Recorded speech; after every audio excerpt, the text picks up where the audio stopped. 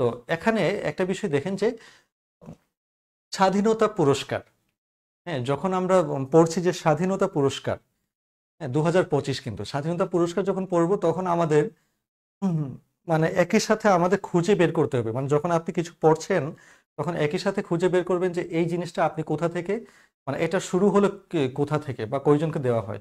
হোসেন আহমেদ, ওয়ালাইকুম আসসালাম, কেমন আছেন ভাইয়া?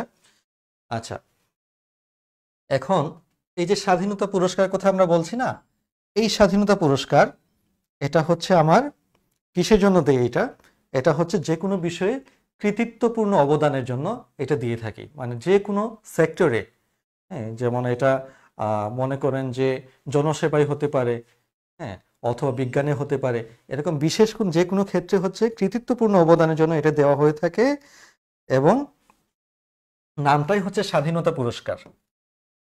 তাহলে এটার সাথে সংযুক্ত হচ্ছে আমার ইয়েটা, আহ, সময়টা আর কি।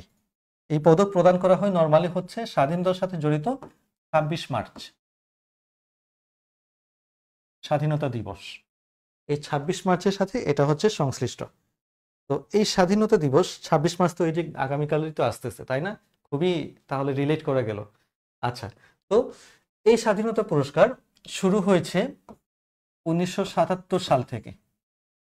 1977 সাল থেকে কে শুরু করেছেন?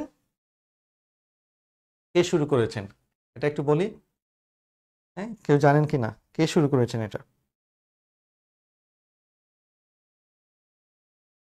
1977 সাল থেকে এই পদকটা দেওয়া হয়। আর এটা হচ্ছে নর্মালি স্বাধীনতা দিবস উপলক্ষে এটা দেওয়া হয় আর কি।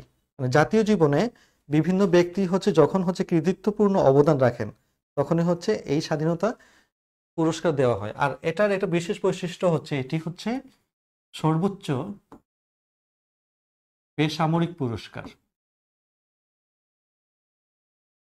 সর্বোচ্চ বেসামরিক পুরস্কার হচ্ছে স্বাধীনতা পুরস্কার।